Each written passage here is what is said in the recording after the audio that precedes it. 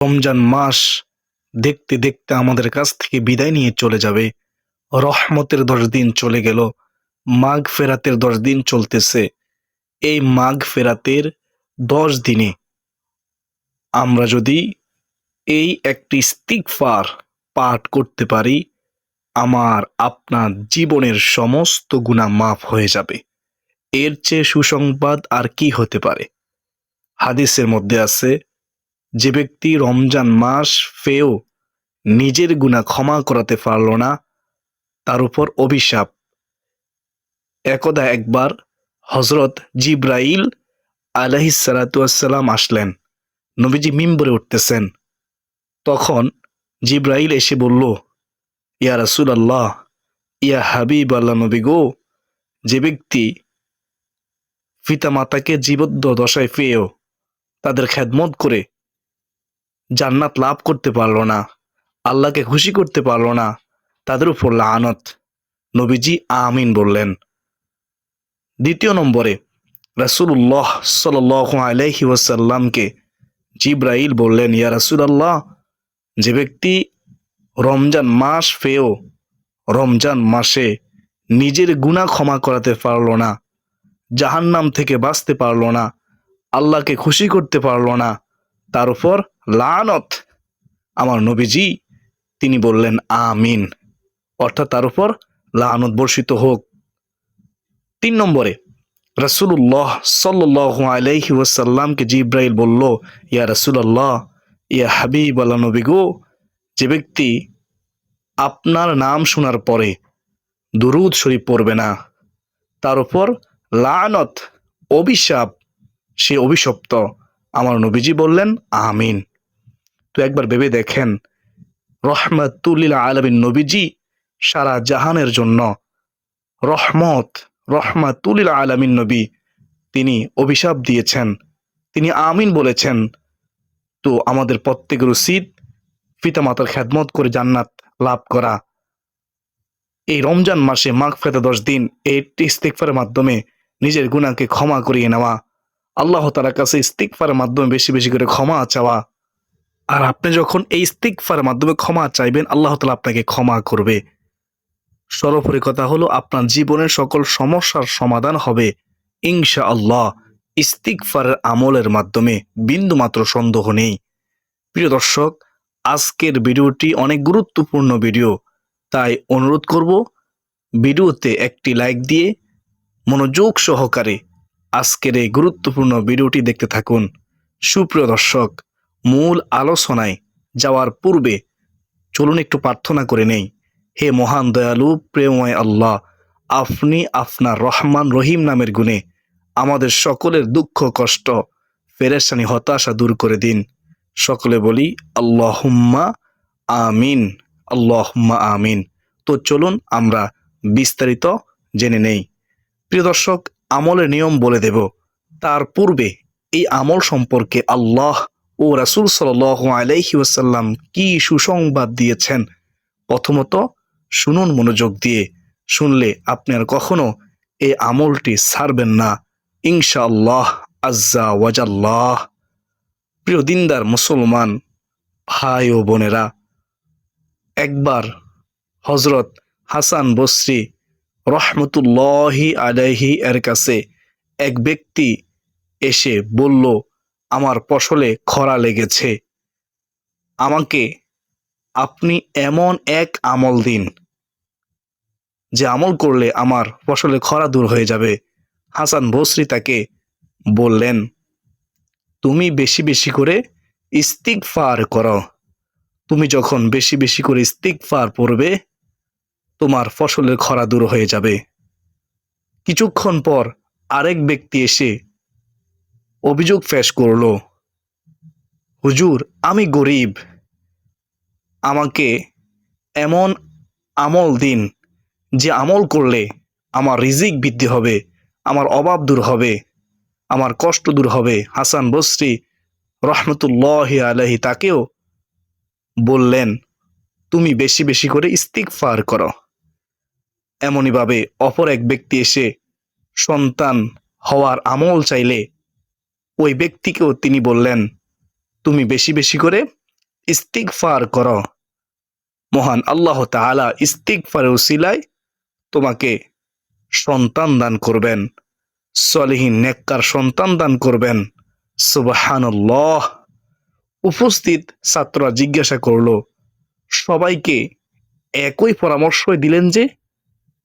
বিখ্যাত তাবী হাসান বসরি রহমতুল্লাহি আলাইহি বললেন, আমি নিজের পক্ষ থেকে কিছুই বলিনি, এটা বরং মহান আল্লাহ তাআলা কুরআনুল কারীমে শিখিয়ে দিয়েছেন।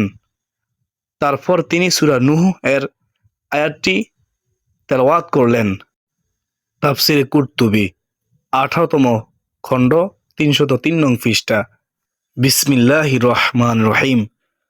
ফাকুলতুস্তাগফিরু রাব্বাকুম ইন্নাহু কানা গফফারা ইউরসিলিস সামাআ আলাইকুম মিদরারা ওয়া ইউমদিদকুম বিআমওয়ালিন ওয়া বানিনা ওয়া ইয়াজআলনাকুম জান্নাতিন ওয়া ইয়াজআলনাকুম আনহারা।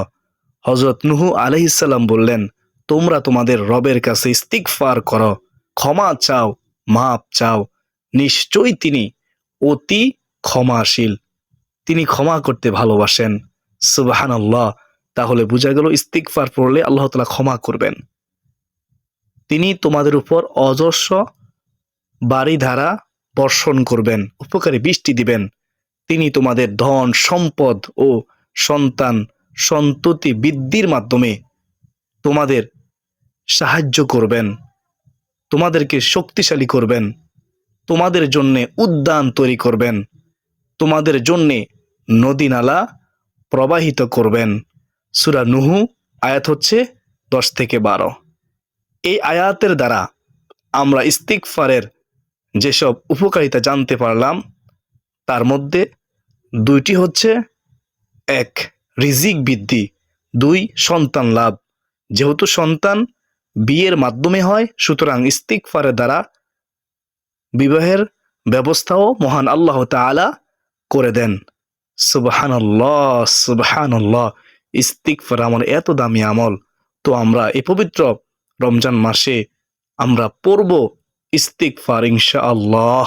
বিশেষ করে মাগফিরাতের 10 দিন আমরা ইস্তিগফার আমল ছাড়ব না।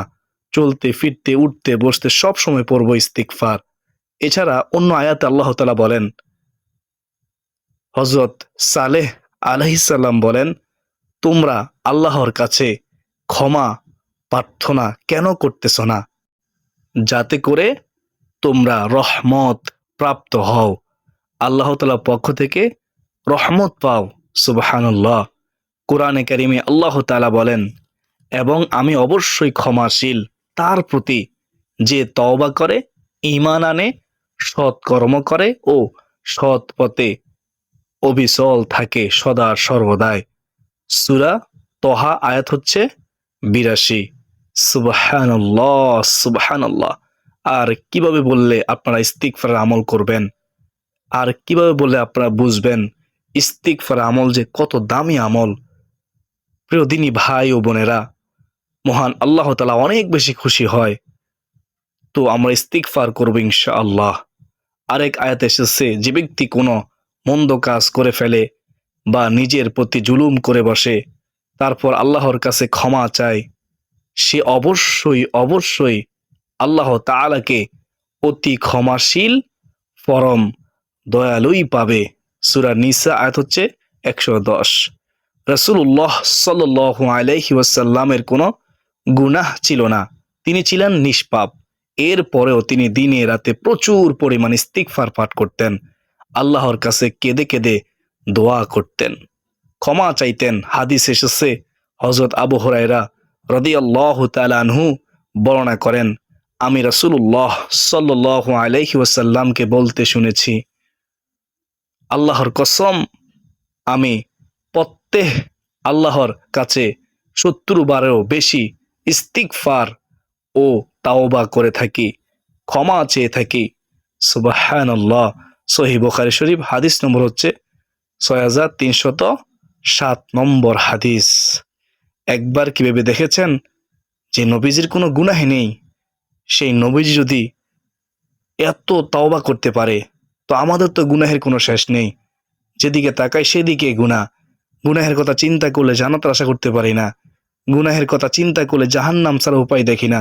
তো আমাদের উচিত বেশি বেশি করে তওবা ইস্তিগফার পাঠ করা।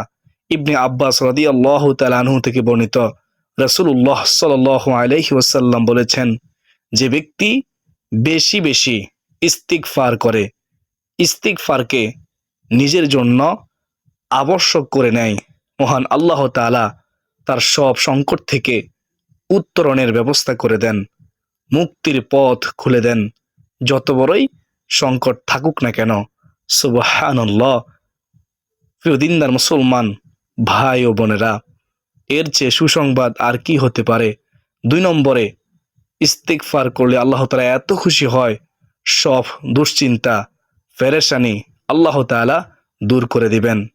এবং 3 নম্বরে, তাকে এমন জায়গা থেকে রিজিক দান করবেন যা সে কল্পনা করতে পারে না। সুনানে আবু দাউদ, হাদিস নম্বর হচ্ছে 1518। তো অত্র হাদিস দ্বারা আমরা বুঝতে পারলাম, ইস্তিগফার পড়লে আল্লাহ তাআলা অনেক বেশি খুশি হয়, ইস্তিগফার পড়লে বিপদ আপদ দূর হয়, ইস্তিগফার পড়লে গায়বী সাহায্য আসে, রিজিক আসে, পেরেশানি দূর হয়। হযরত আবু আইয়ুব রাদিয়াল্লাহু তাআলা আনহু বর্ণনা করেন, আমি নবীজি সাল্লাল্লাহু আলাইহি ওয়াসাল্লামের কাছে এ কথা শুনেছি যে তোমাদের কাছ থেকে গোপন রেখেছিলাম, তা হলো এই যে তিনি বলেছেন, যদি তোমরা গুনাহ করে আল্লাহ তাআলার মহান দরবারে তওবা ইস্তিগফার না করতে, মহান রবের কাছে তোমরা যদি ফিরে না আসতে, ক্ষমা না চাইতে, তবে আল্লাহ তাআলা এমন এক মাখলুক সৃষ্টি করতেন যারা গুনাহ করে আল্লাহ তাআলা দরবারে তওবা করত, তখন আল্লাহ তাআলা তাদেরকে ক্ষমা করতেন। গুনাহও করবে, তওবাও করবে, আবার আল্লাহ তাআলা ক্ষমাও করবে। সুবহানাল্লাহ। কোরআন সুন্নাহের আলোকে ইস্তিগফারের ফজিলত শুনবেন, শুনলে অবাক হয়ে যাবেন। এই মাগফিরাত 10 দিন, আমার বিশ্বাস আপনার কখনো ইস্তিগফার আমল ছাড়বেন না ইনশাআল্লাহ। 1 নম্বরে গুনাহ মাফ হয়ে যায়। 2 নম্বরে, ইস্তিগফার করলে, ইস্তিগফারের মাধ্যমে বালা মুসিবত দূর হয়, আল্লাহ তাআলা বালা মুসিবত দূর করেন। 3 নম্বরে, ইস্তিগফার করলে আল্লাহ তাআলা এত খুশি হয় যে ইস্তিগফার দ্বারা রিজিক প্রশস্ত হয়, রিজিক বৃদ্ধি করে দেন কে? আল্লাহ। 4 নম্বরে, পরিবারে শান্তি আসে, পরিবারে রহমত বর্ষিত হয়, পরিবার থেকে অশান্তি দূর হয়ে যায়, ঝগড়া ফাসাদ দূর হয়ে যায়। সুবহানাল্লাহ, ইস্তিগফারের মাধ্যমে। 5 নম্বরে, শরীরে ঈমানি শক্তি বৃদ্ধি পায়, ঈমানি শক্তি বৃদ্ধি করে দেন কে? আল্লাহ, ইস্তিগফার করলে। 6 নম্বরে, হৃদয় স্বচ্ছ ও নির্মল হয়, অন্তরটা সচ্ছল হয়ে যায়। সুবহানাল্লাহ। 7 নম্বরে, আল্লাহর সন্তুষ্টি অর্জন হয়। 8 নম্বরে, ইস্তিগফার দ্বারা চিন্তা পেরেশানি দূর হয়। 9 নম্বরে, ইস্তিগফার করলে আল্লাহ তাআলা এত খুশি হয় যে রহমতের বৃষ্টি বর্ষিত হয় ওই বান্দাবান্দির প্রতি। 10 নম্বরে, সুসন্তান লাভ হয়, নেককার সলিহিন সন্তান দান করেন কে? আল্লাহ, ইস্তিগফারের আমল করলে, ইস্তিগফার করলে। 11 নম্বরে, নদী নালা প্রবাহিত হয়, নদী নালা প্রবাহিত করেন কে? আল্লাহ। কার জন্য? যিনি ইস্তিগফার করবেন। 12 নম্বরে, সম্মানিতদের সম্মান বৃদ্ধি হয়, সবাই তাকে সম্মান করবে, সম্মানিত করবেন কে? আল্লাহ। কাকে করবেন? যিনি ইস্তিগফার করবেন। সুবহানাল্লাহ। 13 নম্বরে, আল্লাহর আযাব গজব থেকে মুক্তি পাওয়া যায়, ইস্তিগফার করলে সমাজ থেকে আযাব গজব দূর করে দেন কে? আল্লাহ। সুবহানাল্লাহ। 14 নম্বরে, মুস্তাজাবুদ দাওয়ার গুণ অর্জন হয়, অর্থাৎ ইস্তিগফারকারী এমন হয়ে যাবেন, যখন তিনি কোনো দোয়া করবেন আল্লাহ তাআলা তা কবুল করবেন। সুবহানাল্লাহ। দোয়া করতে দেরি, আল্লাহ তাআলা কবুল করতে দেরি করেন না। যিনি সদা সর্বদা ইস্তিগফার আমল করতে করতে মুস্তাজাবুদ দাওয়া হয়ে যায়। সুবহানাল্লাহ, সুবহানাল্লাহ। আল্লাহ তুমি কবুল করো, আমাদেরকে মুস্তাজাবুদ দাওয়ার গুণ অর্জন করার তৌফিক দান করো, ইস্তিগফার করার তৌফিক দান করো। 15 নম্বরে, পরকালে জান্নাত লাভ হয়, যে জান্নাতের জন্য আমরা সবাই পাগল ফারা, আমাদের গন্তব্যস্থল হচ্ছে জান্নাত, আমরা জান্নাতে যেতে চাই। এই জান্নাত লাভ হয় ইস্তিগফার করলে। জান্নাত দিবেন কে? আল্লাহ। সুপ্রদিনী ভাই বোন, এতক্ষণ পর্যন্ত ইস্তিগফারের ফজিলত গুরুত্ব সম্পর্কে শুনেছেন। আশা করি সকলে বুঝতে পেরেছেন। সকলে বলি আলহামদুলিল্লাহ। সমস্ত প্রশংসা কার জন্য? মহান আল্লাহ তাআলার জন্য, যিনি আমাদের রব, যিনি আমাদের সৃষ্টিকর্তা, যিনি আমাদের রিজিক দাতা, তার জন্য সমস্ত প্রশংসা। এখন শুনুন কিভাবে কখন এই ইস্তিগফারের আমল করবেন। ইস্তিগফারটি হলো, খেয়াল করে শুনবেন, আস্তাগফিরুল্লাহাল্লাযী লা ইলাহা ইল্লা হুয়াল হাইয়ুল কাইয়্যুম ওয়া আতুবু ইলাইহি। আবার বলতেছি, আস্তাগফিরুল্লাহাল্লাযী লা ইলাহা ইল্লা হুয়াল হাইয়ুল কাইয়্যুম ওয়া আতুবু ইলাইহি ওয়া আতুবু ইলাইহি।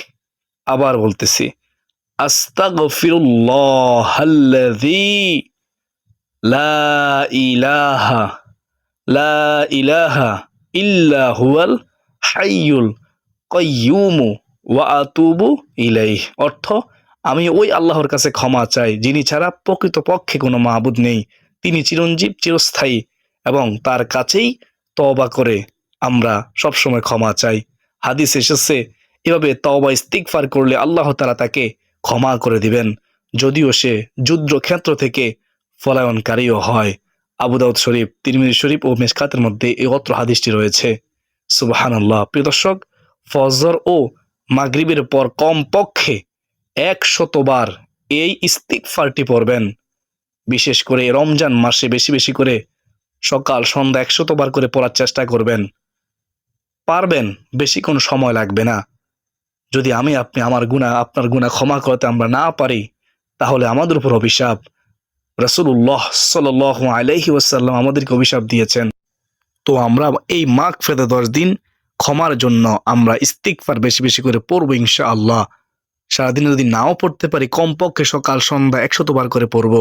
যখন আমরা ইস্তিগফার পড়া শুরু করব, আমাদের জীবনের সমস্ত গুনাহ মাফ হবে, জীবনের সকল সমস্যার সমাধান হবে, রিজিক বৃদ্ধি হবে। ইতিপূর্বে আমরা শুনেছি কি কি লাভ আমাদের হবে। সর্বোপরি কথা হলো, দুনিয়া ও আখিরাতের সমস্ত কল্যাণ হাসিল হবে ইনশাআল্লাহ ইস্তিগফার করলে। আল্লাহ তাআলা আমাকে, আপনাকে, আমাদের সবাইকে ইস্তিগফারের আমল করার তৌফিক দান করুন। সকলে বলি আল্লাহুম্মা আমিন।